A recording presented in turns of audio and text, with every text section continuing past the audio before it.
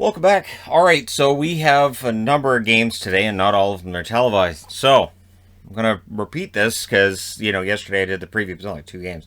There will be games that aren't televised at all.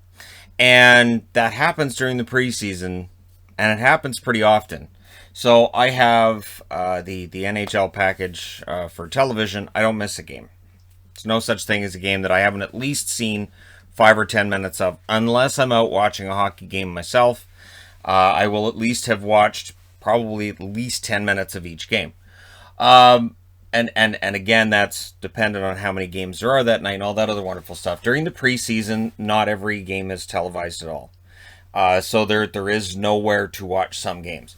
And I say that because there's some debate, and it's not really up for debate. And not only that, but it's preseason, so the results in the end aren't really that important. Like last night, Toronto beats Montreal. That's a nice story if you're a Toronto fan. If you're a Montreal fan, you don't care. So it's different than during the regular season, right? So today we've got a bunch of games. We've got 9 altogether because Nashville and Florida play each other twice, including a game that's going to start in about an hour and a half. And then, so at 2 o'clock Eastern, which is 11 o'clock in the morning Pacific, 6 o'clock Eastern, 3 o'clock Pacific. So it's a split squad game. Half of the guys will play one game, half of the guys will play the other. My guess is Florida wins one game, Nashville wins the other, and they all come out and have a rockin' good time of it. Probably have a shootout at the end of it too.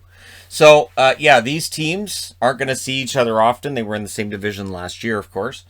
December 23rd and April 9th is when they will see each other during the regular season. So, not going to be a vicious, brutal feud between the two.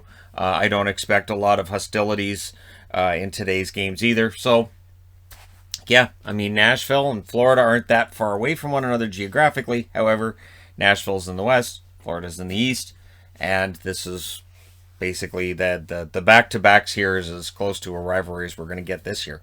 Then at 5 o'clock Eastern, 2 o'clock Pacific, the Boston Bruins are against the Washington Capitals, an old foe for Boston here.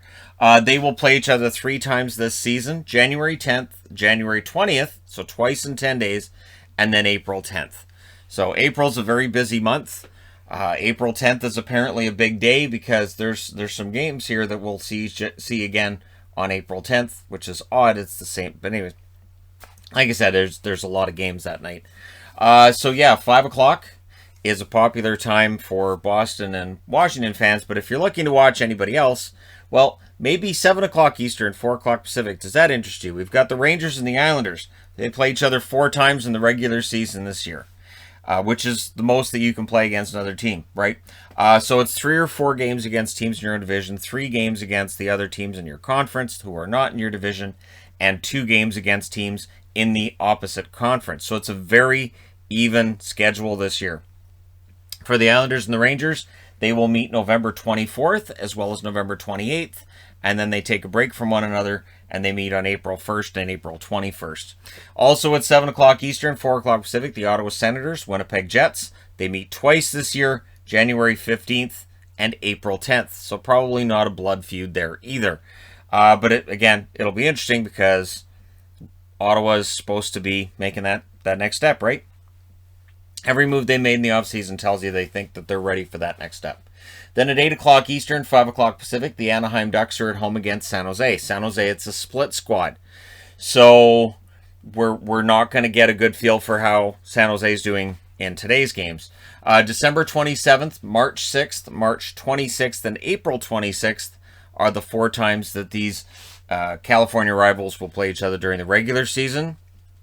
Battles between California teams are remarkable in that no matter where they are in the standings, even if both of them are poor, the games still end up getting pretty ugly by the end of them. So we'll see how this preseason game goes. My guess is, again, it's a split squad. Anaheim probably wins it. I don't know. Picking who wins preseason games is really kind of just a kind of a fool's errand. But we'll see. We'll see how that game goes tonight. Then at 9 o'clock Eastern, 9 o'clock Eastern, 6 o'clock Pacific, the Flames are against the Oilers. This game will be carried live on the Calgary Flames website. So I know that their individual websites may be broadcasting games here and there. So this one will be on the Flames website. October 16th, they meet each other in the regular season, so right near the start of the season. December 27th, January 22nd, and March 26th. We know the Battle of Alberta is going to be pretty big this year, potentially, especially if the Oilers are second, the Flames are third, which is what a lot of people have prognosticated. So if they're going to potentially battle each other in the playoffs, it may add a whole new spice to the regular season meetings. And you got to keep an eye on things. You got to go, okay, so are Matthew Tkachuk and Zach Kassian playing? Might be worth watching then. Are they not playing? I'll watch it anyways. It's preseason, so why not? Then at 9 o'clock Eastern as well, 6 o'clock Pacific, the Seattle Kraken make their debut. They're against the Vancouver Canucks. And this should be a fun game. This, of course, is in Spokane. October 23rd will be the first time these teams meet each other during the regular season. Then they meet December 27th, January 1st, and April 26th. And that October 23rd, of course, that is the first home game for the Seattle Kraken.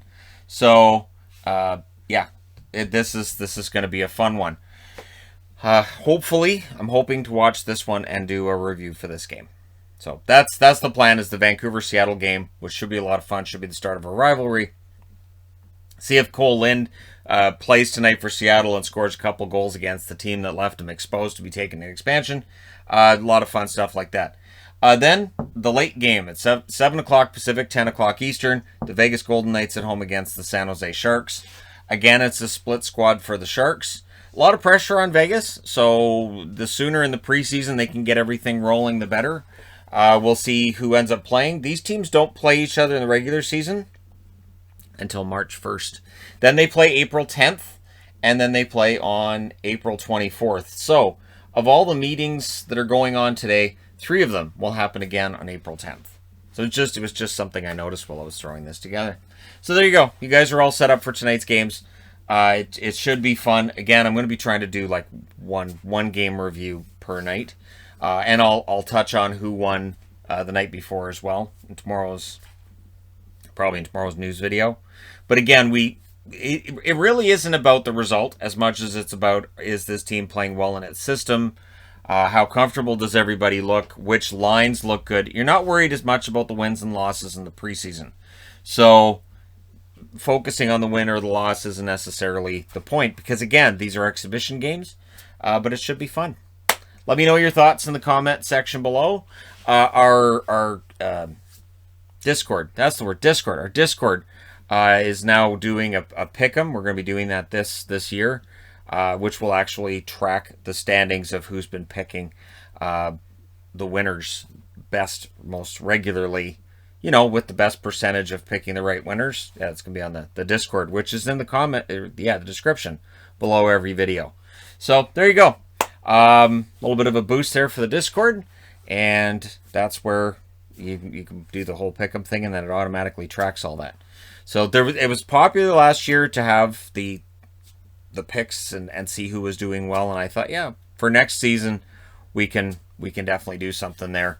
And then for the person who finishes at the top, there might be a prize in there for it. So anyways, there you go. Thank you guys so much for watching. If you haven't already hit like and subscribe, please do so. And hey, thank you guys for all your support. I will talk to you again soon.